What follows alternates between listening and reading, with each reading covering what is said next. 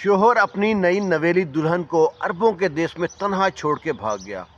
اس پہ غصہ اتنا تھا کہ اس کا پاسپورٹ بھی ساتھ لے گیا۔ وہ چاہتا تھا کہ یہیں پہ ذلیل رسوا ہو جائے، لیکن عزت اللہ تعالیٰ کی ذات دیتی ہے۔ انیس کئی سال سے مسقط عمان میں کام کرتا تھا۔ اس کا باپ کئی سال سے بلا رہا تھا، بیٹا آ جاؤ واپس، میں تمہاری شکل بھی بھول گیا ہوں۔ انیس آتا نہیں تھا۔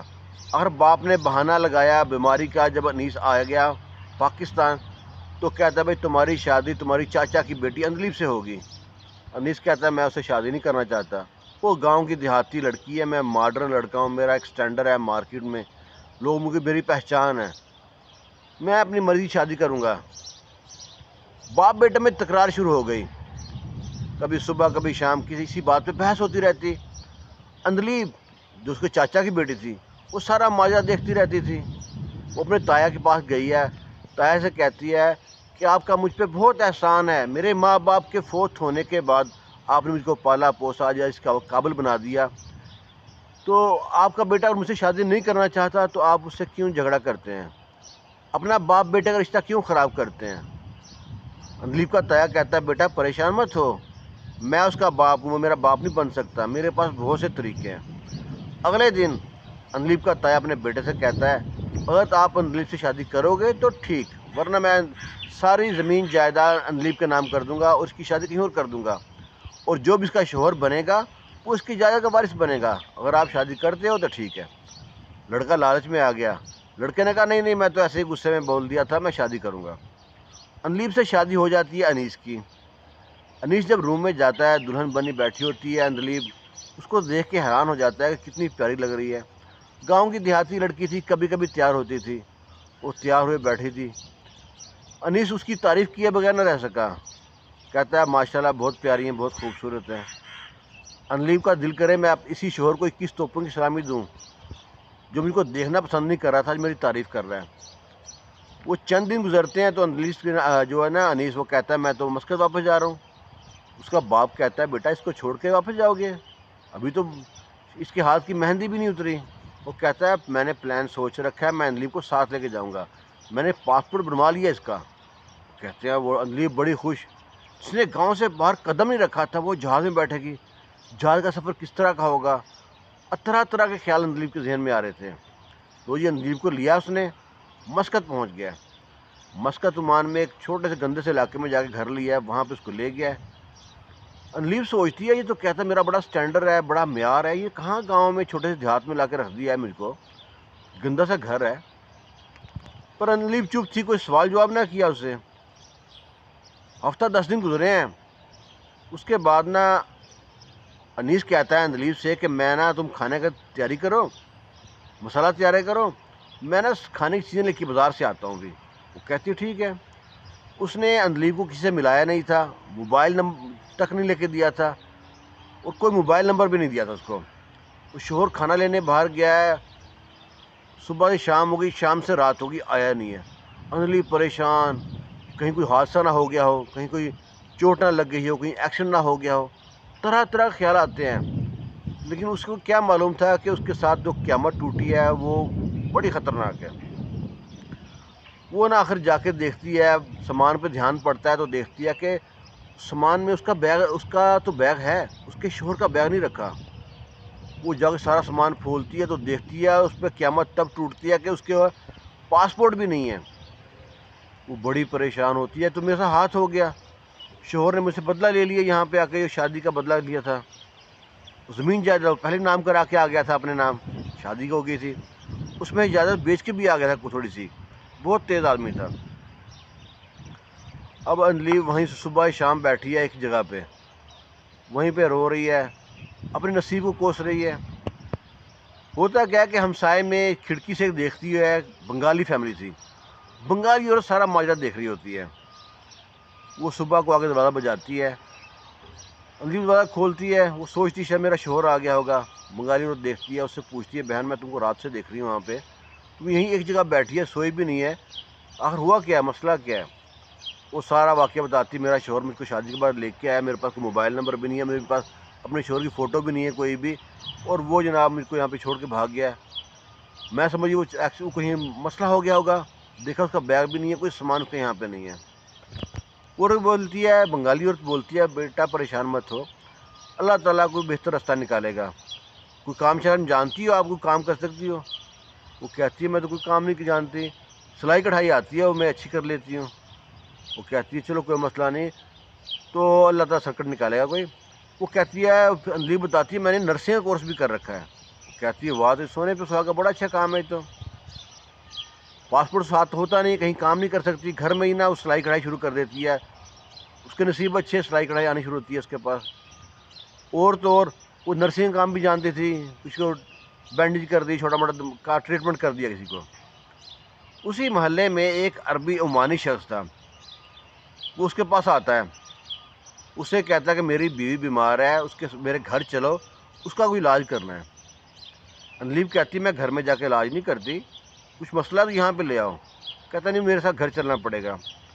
وہ چھوٹا سا کریا تھا، گاؤں ٹائپ تھا، وہاں پہ عام تھا کوئی چلا جاتا کسی گھر میں۔ انلیب جاتی ہے اس بنگالی فیملی کے پاس، عورت کو بلا کے لاتی ہے کہ یہ شخص ہے، مجھ کو کہتا ہے میرے گھر چلو۔ وہ کہتی ہے کوئی بات نہیں، چلے جاؤ ساز کے، یہ بندہ بڑا مشہور، بڑا امیر آدمی ہے، بڑا گھمنڈی آدمی ہے، اچھے پیسے دے گا۔ وہ شخص بھی اسے کہتا ہے کہ میرے گھر جا کے میری بیوی کی ٹریٹمنٹ کرو، میں پیسے 3 گنا دوں گا، ڈبل سے بھی نہیں، ٹربل پیسے دوں گا۔ آخر انلیب اس کے ساتھ جاتی ہے گھر میں، وہ دیکھتی ہے کہ عجیب سی نا عورت کی جلی جلی جلد ہوتی ہے، بڑی پریشان ہوتی ہے اس کی جو بیوی ہوتی ہے نا، وہ کہتے ہیں میری بیوی ہے۔ انلیب اس کا ٹریٹمنٹ کرتی ہے، بینڈیج وغیرہ کرتی ہے۔ وہ کچھ نہ بولنا چاہتی تھی عورت، لیکن بولی نہ۔ انلیب آ گئی، 2-3 دن بعد پھر وہ آتا ہے شخص، وہ کہتا ہے میری دوسری بیوی بیمار ہے۔ کہتا ہے دوسری بیوی بھی ہے؟ ہاں۔ وہ جاتی ہے، اس کا بھی وہی حال ہے، وہ جلی سی ہوتی ہے، عجیب سے جلد ہوتی ہے اس کی، اسمیل بھی آ رہی ہوتی ہے اس کے پاس سے۔ وہ کہتی ہے یہ بھی کیا ماجرا ہے، دونوں بیویاں دونوں کی ایک جیسی حالت ہے۔ اصل میں وہ آدمی تھا شکاری آدمی، اس کا کیا کام تھا، لوگوں سے تو کم ملتا تھا، وہ ایسی جگہ پہ سمندر کے کنارے چلا گیا جو اکثر کفیل سے اپنی خادمہ جو بھاگ کے آتی تھی نا، جو پاکستانی، انڈین، فلپائنی، انڈونیشی، ان کو بہانہ بنا کے کہ میرے پاس خدامہ نہیں ہے، اور میں تم کو گھر لے جاتا ہوں، گھر لے آتا اور بعد میں ان کے ساتھ عجیب سلوک کرتا ان کے ساتھ۔ وہ اب تک کئی خدامہ مار چکا تھا، پولیس بھی اس کی ڈھونڈ رہی تھی، پولیس بھی اس کو۔ ہوتا کیا ہے کہ یہ نا اس پہ دانا ڈال رہا تھا انلیب کے، تاکہ اس کو بھی اپنے چنگل میں پھنساؤں۔ وہ اکثر وہ تھا نا عربی شخص، بس سٹاپ پہ، سمندر کے کنارے، ایسی جگہ پہ، ویران جگہ پہ جا کے بیٹھتا جہاں پہ اس کو ایسی عورتیں مل جاتی جو گھر سے بھاگی ہوتی، کفیلوں سے بھاگی ہوتی، ان کو اٹھا لاتا تھا۔ وہ سوچا کہ یہ بھی، اس کا بھی کوئی سسٹم نہیں ہے، اس کو بھی میں نے بس میں کر لوں گا، اس سے فائدہ اٹھاؤں گا، بعد میں کہیں بیچ دوں گا آگے۔ لیکن ہے کہ جو دوبارہ کچھ دن بعد وہ آتا ہے عربی آدمی، وہ اسے کہتا ہے کہ میرے گھر چلو۔ وہ جب گھر جاتا ہے، گھر جاتی ہے انلیب اس کے، تو اس کی بیوی نا اسے کچھ کہنا چاہتی ہے۔ وہ آدمی سر پہ کھڑا رہتا ہے، ہلتا نہیں ہے بالکل انلیب کے پاس سے۔ وہ کچھ چیز منگانے بھیجتی ہے اس کو کہ وہ چیز لے کے آؤ، وہ جاتا ہے، تو وہ جو عورت ہوتی ہے نا عربی عورت، وہ عربی عورت نہیں ہوتی اصل میں، وہ ہوتی ہے کوئی انڈونیشی، اور ایک عورت تھی کوئی انڈین۔ وہ نا اس کو پرچی دیتی ہے، پرچی پہ کوئی نمبر لکھا ہوتا ہے، کوئی اس پہ کال کر کے مجھے میرے بارے میں بتا دو۔ وہ گھر آتی ہے پریشان، اپنی بنگالی عورت کو بلاتی ہے، اسے بتاتی ہے ایسا ایسا گھر میں جو عورت ہے نا مجھے پرچی دی ہے۔ وہ ہر کو کال کرتی ہے، بنگالی عورت کے موبائل سے اسے کال کرتی ہے، تو بتاتی ہے کہ فلاں فلاں عورت ہے، اس نے تمہارا نمبر دیا ہے، وہ بولتا ہے تمہارا گھر کدھر ہے، میں آتا ہوں۔ وہ گھر جاتا ہے، وہاں پہ پہنچتے ہیں، پولیس کو بتاتے ہیں، پولیس اس کی نا ریکنگ کرتی ہے کافی دن، اس بندے کی، عربی شخص کی، عمانی شخص کی۔ اس کے بعد اس کو ریڈ کرتی ہے، اس کو پکڑتی ہے، ان لڑکیوں کو وہاں سے بازیاب کراتی ہے، اور انعام کے طور پہ اس کو جناب یہ کہتی ہے کہ میں یہاں پہ، میرا شوہر مجھ کو لے کے آیا، دھوکہ دے دیا ہے۔ اس کو بھی اس کا پاسپورٹ بنا کے دیتی ہے، اس کو پاکستان بھیجتی ہے لڑکی کو، انلیب کو، اور اس کی CCTV کیمرہ جس دن آیا ہوتا ہے ایئرپورٹ سے، وہ پوچھتی کس دن آیا تھا، وہ بتاتی ہے اس دن آیا تھا، ایئرپورٹ سے اس کے کیمرے میں رپورٹ نکال کے اس بندے کو ڈھونڈتے ہیں۔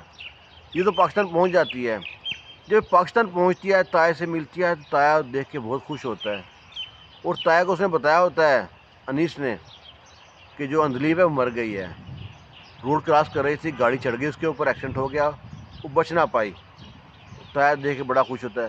وہ سارا ماجرا بتاتی ہے تایا کو کہ ایسے ایسے انیس نے میرے ساتھ بہت ظلم کیا, مجھے چھوڑ کے بھاگ گیا وہاں سے. تایا کہتا ہے کہیں مل جائے نا میں اس کو بندوبست کروں گا. ہوتا کیا ہے کہ پولیس سرچ کر رہی ہوتی ہے انیس کو وہاں پہ مسقط میں, اور اس کو سرچ کرنے کے بعد اس کو سزا بھی ہوتی ہے اس کا. پر اس کو جب دیکھتی ہے نا پولیس, وہ یہاں پہ اس کا اپنا کاروبار تو تھا ہی تھا, لیکن اس کا ایکسیڈنٹ ہونے کے بعد لاتیں کٹ گئی تھی, اس کی دونوں لات ٹوٹ گئی تھی, لکڑی کی لاتیں لگی ہوئی تھیں. اس کو پاکستان بھیج دیتی ہے. جب پاکستان پہنچتا ہے, اپنے گھر پہنچتا ہے, وہاں جا کے دیکھتا ہے کہ اندلیب زندہ ہے اور یہاں پہ ہے. وہ بڑا حیران ہوتا ہے. وہ تو سوچتا تھا اندلیب مر کھپ گئی ہوگی ابھی تک. اس کا باپ اس کو دیکھتا ہے نا, اس کو آگے بڑھ کے تھپڑ مارتا ہے اور دھکا دیتا ہے. جو وہ زمین پہ گرتا ہے نا جا کے, تو دیکھتا ہے کہ اس کی دونوں لاتیں لکڑی کی لگی ہوتی ہیں. اب وہاں پہ باپ اور بیٹی جو اندلیب ہے وہ دیکھ کے حیران پریشان کہ یہ کیا ہو گیا. وہ سارا ماجرا بتاتا ہے کہ میں یہاں سے اندلیب کو چھوڑ کے بھاگ گیا تھا, تو میرا بعد میں ایکسیڈنٹ ہو گیا, دونوں لاتیں کٹ گئی ہیں, اللہ نے مجھے سزا دے دی ہے, مجھے معاف کر دو. باپ کہتا نہیں, دفع ہو جائے گھر سے, تجھے کوئی معافی نہیں ہے.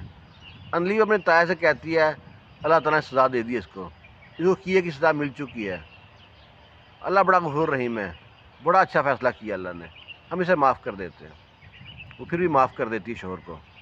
عورت کا دل جو ہے نا بہت نرم ہوتا ہے. یہ ایک سچا واقعہ تھا, یہاں پہ کسی بندے نے سنایا تھا. اگر آپ کو ہماری کہانی اچھی لگی ہے تو لائک شیئر لازمی کیجیے گا. دعاؤں میں یاد رکھنا. اللہ حافظ.